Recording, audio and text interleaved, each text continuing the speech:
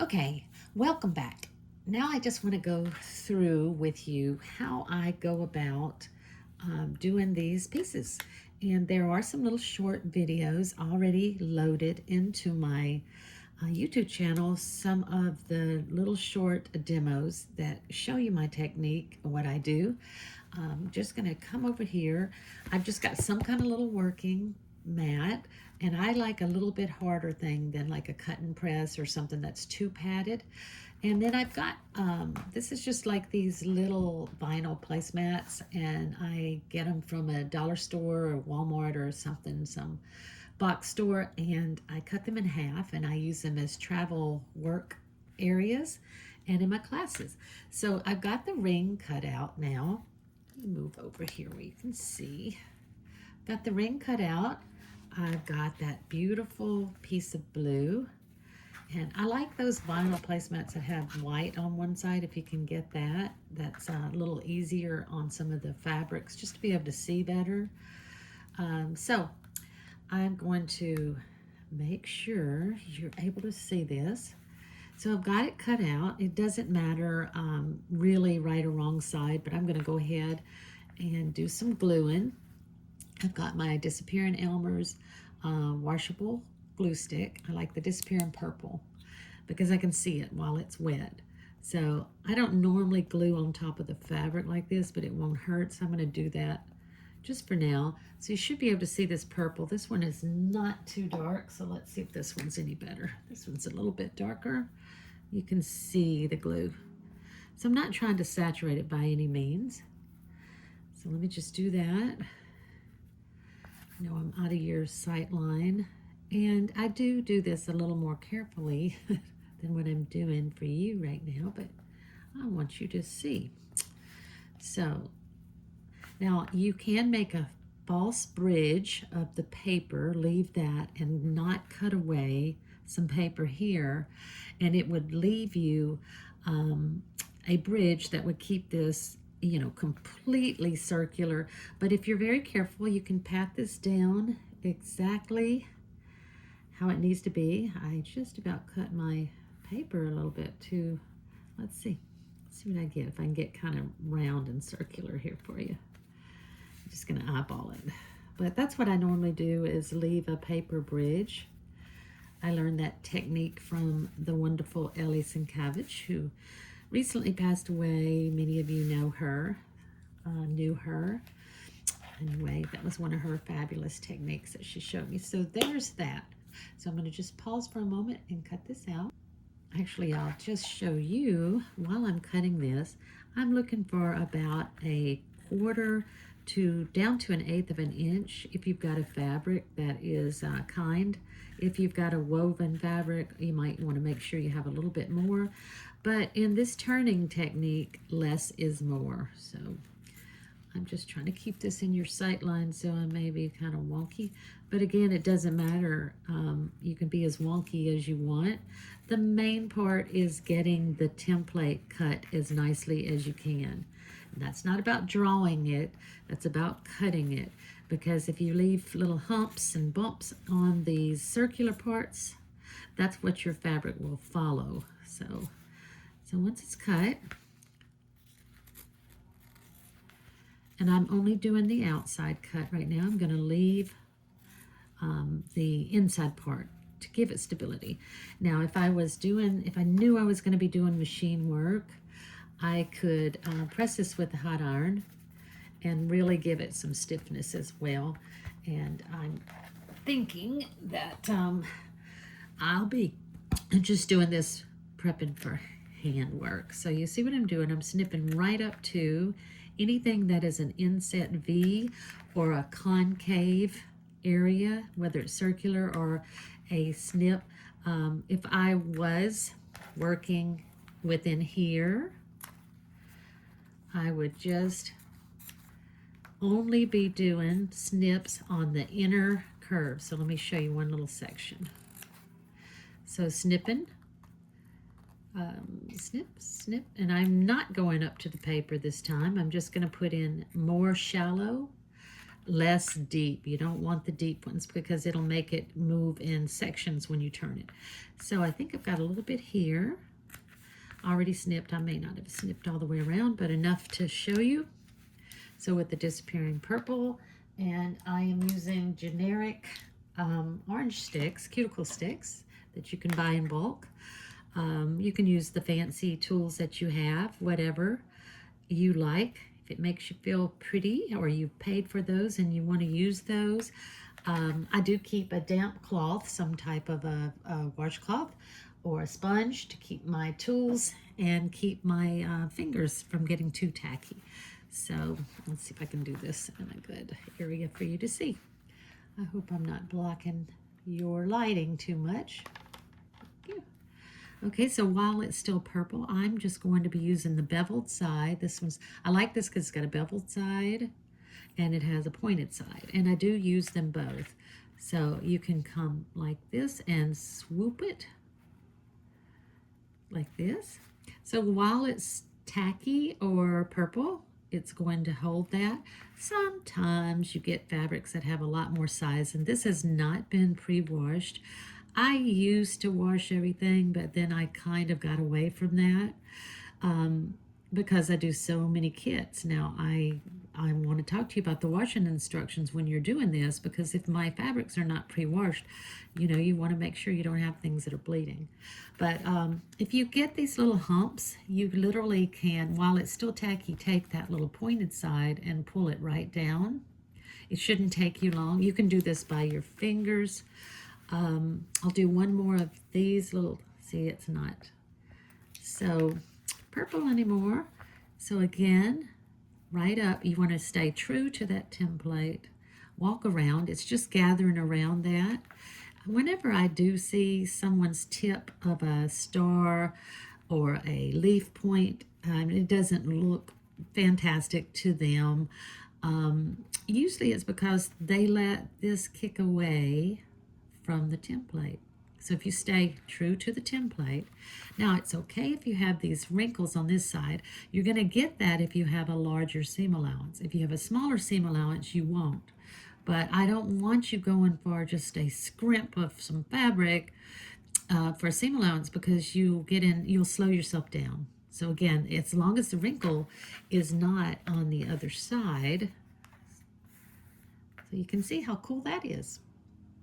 Okay, I want to show you the leaves. I put down just a few of the leaves, the small ones. I did not put the large one down. I didn't even grab the right fabric for that one, so we'll wait on that one. Or maybe I will do one of those and show you what it looks like. And the bigger size leaf first. So number 2, I want to make sure I'll still be able to see the number if that's important. And so you can see it's just got a little glue there. I don't have to worry about bias. I could put this wherever I wanted. I could line them up, whatever. So I'll just put it down, and that one's there. I've got one leaf cut out here. Remember what I said about keeping your hands and tools from getting sticky. They're sticking to me. Always do as I say, not as I do. You know that. Okay, so I'm cutting this out. I'm giving myself that little 1/8 of an inch seam allowance because this is a really nice batik I'm using. I don't have to worry about the right or wrong side on this. I do if I'm not using a batik. So you want to make sure so you get it on the correct side that you're planning to use. So, okay, so I'm going to continue, and here we go. Down one side, beveled side for me, and I'm staying true to this template. So I want to come right back, and however you want to do it, you can use your fingers, any kind of special tools, but I'm using this little generic orange stick. So I will pat it down. I'll look at it and see, am I happy with that? And if I take my time when I'm doing it the first time, I don't even have to go back. But if you just put it down that fast, so give it a little finger press, and do keep your workspace from getting too sticky as well. Now you can see that that side is not going to get turned because it's going to be the part that's going underneath. But this side has a tip that has to be turned. So you want to make sure, even though you might not can see it, that purple glue is all the way down plus on the fabric. So I'm going to walk it down and pat it down. And then this is where you got to scoop it and turn it and make sure you are right along the paper or the foundation template that you're using. So give it a little press. Now I'm not cutting anything off there. I have a little bit that's kind of showing out here. So what I want to do is an extra fold. The little dog ear, sometimes if it's a very sharp point, you will get a lot sticking out. So put that glue stick right back on there. Take the scoop side, and I know that that template's there, but I'm just going to scoop it and just spread it underneath there. And it's that simple when you have a gentle point. Now this one is a little bit more of a point. So let's see what happens with this one. This is the smaller leaves, and you've got quite a few of them to do. But boy, they're fun to do once you learn the technique. And the sky's the limit on what you can use this for. If you've got old projects you put away because it just wasn't working for you, this is the technique you might want to try. Sorry, I'm just giving a little finger press. Now again, I said to put that purple, you want to make sure it's all the way. I don't like to gunk it up like that. If you don't cap your glue sticks, they will get sticky pretty quickly. And a thing to know about this glue that I'm using, it is a starch makeup. It is not a true glue. Your pieces would eventually fall off if you have not so-based them down or pin them down in some fashion. But that's what I like about it, is that it is not an actual glue, fabric glue. But you can use a lot of different, my little saying is, if at midnight, whatever I've got, if I'm still up working at midnight, that's what I'm going to use. So again, here's a sharper point on this side. So the purple is there. I know the template is right along there. I can feel it if I were to score it. I can feel it. You have to turn that edge. All layers of that has to come back on itself, and it has to line up right on top, not overlapping too far and not under too less. So then I've got this. Let me bring it up to the camera for you. There's the dog ear. And there's one fold right there. You can see a single fold. Let's see, a single and another single lay right on top. But I still have that pesky dog ear. Well, if I knew I was going to do by hand, I might leave that until I get ready to sew that piece down and then trim and tuck. But if I'm doing it for a machine, I would go right ahead once it's got the second turn, not the first turn. One dog ear out, the second turn has to come back over, and then everything that is there gets trimmed off. And you can get the sharpest little points that you want. So that's the leaves. Now I'll continue on with these little skinny stems. You can do these. This is the part that's going to have these little stems hanging down right here, these pieces. So you can see that one, you don't have to finish the ends of them. This one's going to be covered. This is tucked under. This one is here and it is covered. This one tucks in here and tucks in there. So that's the piece that I'm doing. Again, I tell you to widen those if you would like to. I have put those down. Here is the piece that's been cut, but not cut apart yet. So that's what I leave until I'm ready to break it apart, to cut it apart. I've put this one down. I'm gonna leave, I could work in a smaller section, so I will do that. So glued it down.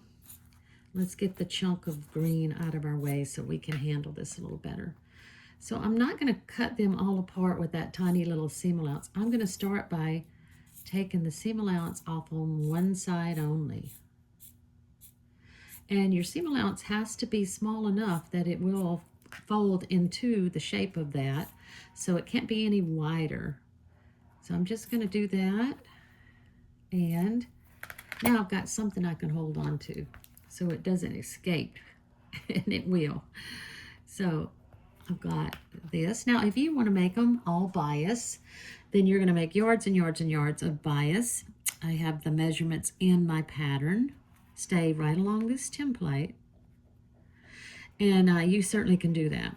If you do it by the wired, or by the unwired bias ribbon or non-bias ribbon, whichever you choose, here you go. Here's some of that. You can see it has to come back on itself to get how skinny these are. And it's finicky. Keep your hands and tools very clean because it'll stick.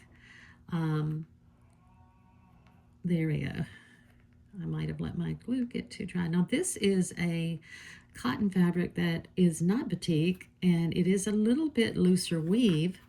And so you want to make sure if you need more glue or finger press. So I've got one little side, and I'm going to go ahead and take it off of here now. And leave your seam allowance again. So you can see, now this was where I said I have to make sure I have little bitty snips, just tiny little snips. And I can see that this is almost too much seam allowance, so let's take a little more off right there. If it's too wide, it ain't gonna fit. Okay, move over, stringies. Okay, I'm sticking. Right. So back to the little glue stick.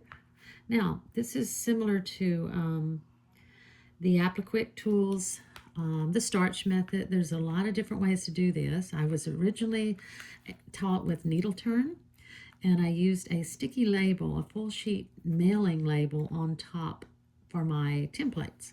And you could use them over and over again for your leaves. I still do that, but I tend to teach this type of technique way more. Why? Because it is so forgiving, and it's easier on our hands as they age, and we get to where we can't either see as well, or our hands are not loving the needle turn anymore.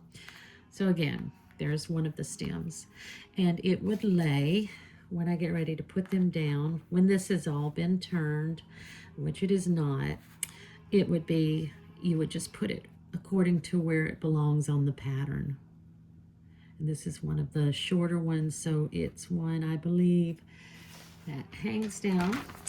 I do like to make all of my pieces, and then I go back and I put them all on to the background, and for machine I sew it all at once, whereas you could choose just to sew your ring down, sew your little bitty stems down. Those little straight stems, they're made in the same way of what I just did here. You could make a big long strip, or you could just do bias stems and cut them all apart and use the piece that you need to. But that's how we do that. And then while we're gluing, grooving, going, where is Peacock fabric? Where are you? Oh, here you are. Here you are. Here's what I was telling you. For these little bitty diamond shapes that are the buds that come out of there, at the light box, I literally put the glue on here, and then I just put them into the colors that I wanted to pick, and cut that seam allowance right around. And all you have to do is turn one side, and make the point. This seam allowance is left to fit within. Let's just lay it here where you can see it on this color. So then once that's prepped, it would go right back in there and slide within here. I made these of ultra suede, and there is no right or wrong side, and it is raw edge on the Ultra Suede. You can certainly do them out of cotton or some other type of fabric. Anyway, I'm going to continue here. Let me get ready to show you the rows. Okay, so I am back at my light box, as you can see. You need some kind of a light source. This is that rose fabric that I had used for my center. And I'm just getting a piece of my tearaway stabilizer, my medium weight tearaway stabilizer that I do sell for $5 a yard if you can't find it locally. And I go to my light source, and it is easier if you turn off any other light that's around where you can see this a little better. So I'm just going to draw with this little pencil, and yes, I have an overlap here, but that doesn't matter. I can reshape my flower however I want to. So I'm going to stay within here, and I'm just going, let's get that little birdie head out of the way. You see what I'm doing? Oh no, this is definitely rocket science. This is going to be a tough go here. So you could do as intricate as you want or as simple as you want. So I'm going to just come around and do that. So there's my rose. And if it's oriented like I've got this laying upside down, but I may go like that to give myself an idea that there's the top of where I'm trying to cut. It's hard to remember when you do that. So then I grab my little scissors and I will cut this out.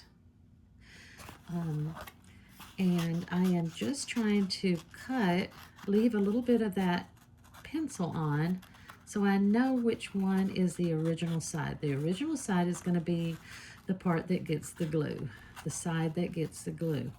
Original side gets the glue. That's how you can kind of line that up in your head as far as making sure you don't mess up if something is not mirror image. And obviously the way I drew this, it is not mirror image.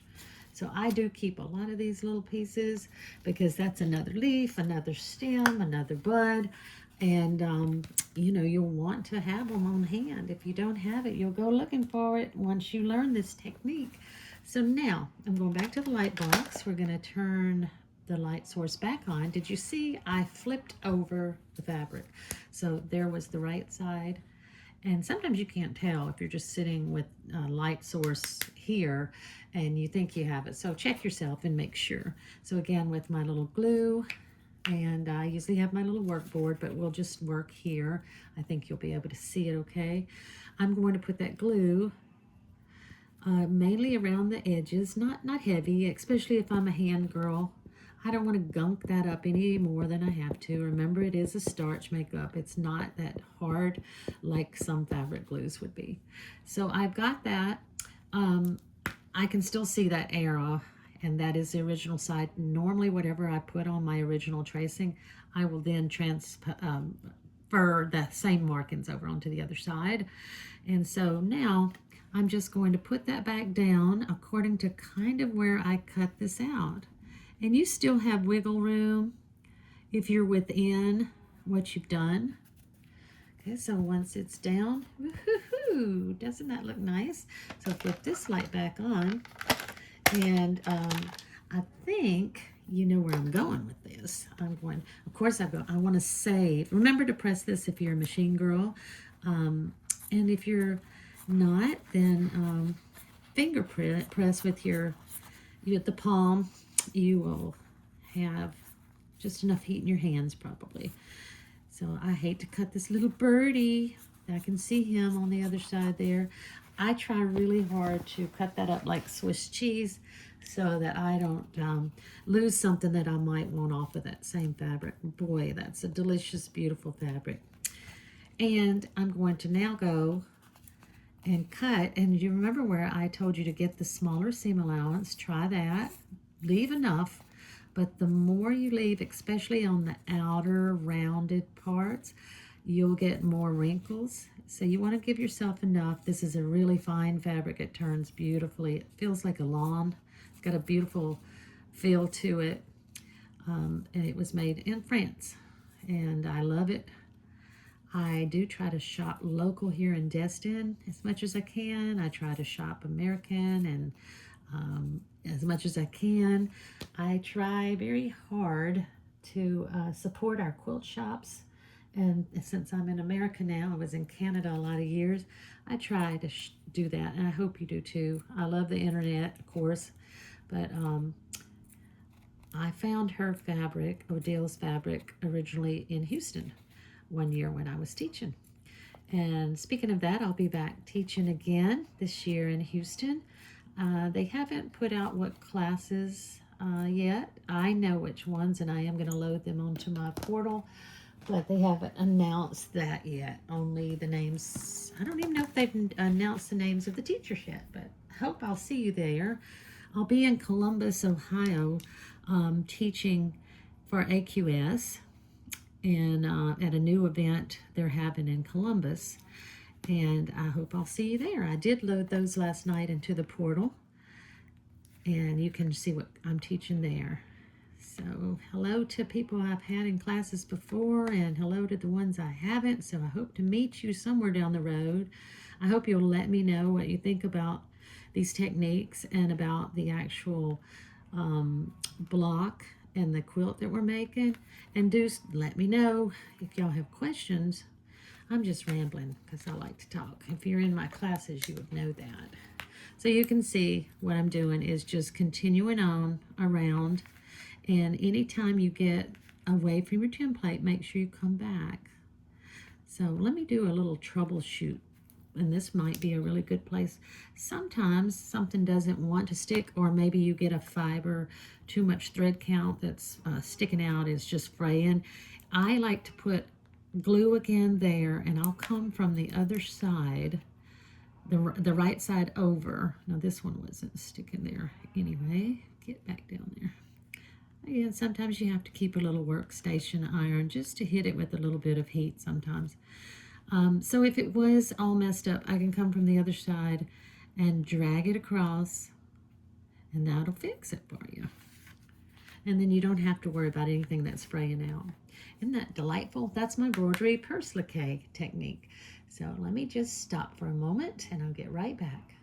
Okay, I just wanted to talk to you about the ultra suede real quick. So my little calyxes, which is the leafy bottom part of where a bud goes in, are made from ultra suede. There's no right or wrong side, and really it's just about what side of the nap. Sometimes there's a little bit more nap on one side, and sometimes there's enough of a color difference that it'll look like you have two different colors happening. It's great for shaded berries and things like that. So I'm only using these as a guideline to cut around. I don't have to trace or draw that on. So I take my glue stick and I'll line these. I'm not trying to put a lot on here because I'm just going to peel it right back off. If for some reason it gets heat set, which you want to be careful with ultra suede and the specialty fabrics, don't overheat because you can scorch it. It's pretty sturdy, but so I line all these up like this, and because it's raw edge, they can just go right up against each other. I mean, I use every little smidgen of my ultra suedes that I can. So fit them in wherever you want to fit them in to, so they would go like that. And then I'm cutting them. I can choose whichever side I'm going to use it on, because I'm not putting so much glue that it's going to, and remember, it's not glue. You can reshape these however you want, but seam allowance is non-existent on these. These are totally raw edge. So take them off that way. I see a little hump. I don't like it. So I'm going to do that. And then even if it's dried, you may have to just dampen it.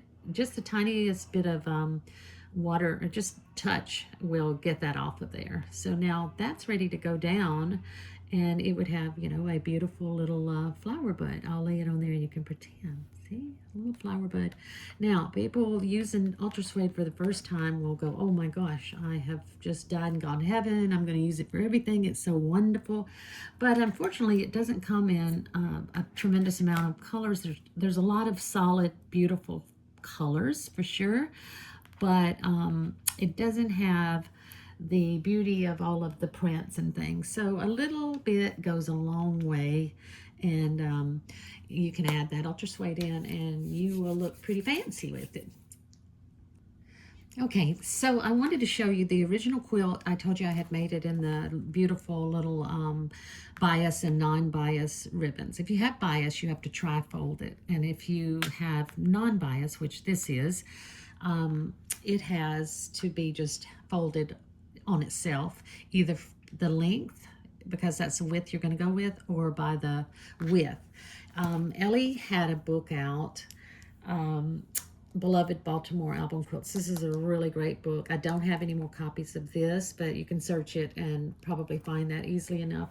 But in this book, on page 63, is my little drawing of my hands. She used my skinny stem technique here in this book. So you can find that, and it's here, but also whenever I teach, if it's pertinent to that block I'm teaching, then I will show it. I do have a short video on my video shorts on my YouTube channel that you're watching on now, and you can find how to do it, but I'll quickly do it in front of you. You do want to keep your hands clean, so if they were sticky, go ahead and wipe them off before you do that. Again, I'm using this same little glue stick. I put just a tiny bit of seam allowance on one side. I'm holding with my thumb. I am just barely touching that. I'm barely holding on there. And I'm going to give myself just enough that I can grab the end of it, and I'm going to pull it across. And I don't use ever any more than 6 to 8 inches. This is pushing it a little bit. And now I've got glue, not heavy, but glue all the way down one side and one side not. And I take it and I turn it in my hands. See what I'm doing? I'm walking that right down. And I can widen it on one side. What you want to do when you turn it on itself in half like that is make sure that the top side is covering the lower side. It's just barely off a little bit. So make sure you got enough of the glue. And you can't really press this other than finger pressing. So that's what I do to get that beautiful. Now, if it is non-bias, so now it went from being, if this is non-bias, it went from this width, a 7mm, my favorite, to this width, but it's non-bias. So how did I get all those swirly border? Let's see, you may not even look that far, but the border's got all these swirly things here. That is all ribbon here. And how I did that was strategically placing leaves, and you can see these are little pieces of 6-inch sections or 8-inch sometimes, and you can also maneuver just a little bit to get a bit of a curve. It'll tell you, I think it goes where the single fold is. I can pull it around, and I can continue to do that, and I can usually get a nice gentle curve. And then I can use a little, I didn't do it enough, but you'll start to get a curve there. So that's what you do, or you use the bias and tri-fold it like Hannah silk ribbons, or just some of the beautiful ones if you can find them. That's what I do. Okay, so I think I covered everything on putting that block together. Certainly there might be some questions. I'd love to answer them for you, but what I'm going to do is end this video, and then I'm going to go to my machine and set up and start sewing. Actually, I'll take a couple of stitches with that needle I have parked in for you hand ladies and gentlemen, and then I'll set to the machine and show you how I get that started and do a little sewing. And you can also check out the videos that are already on my website.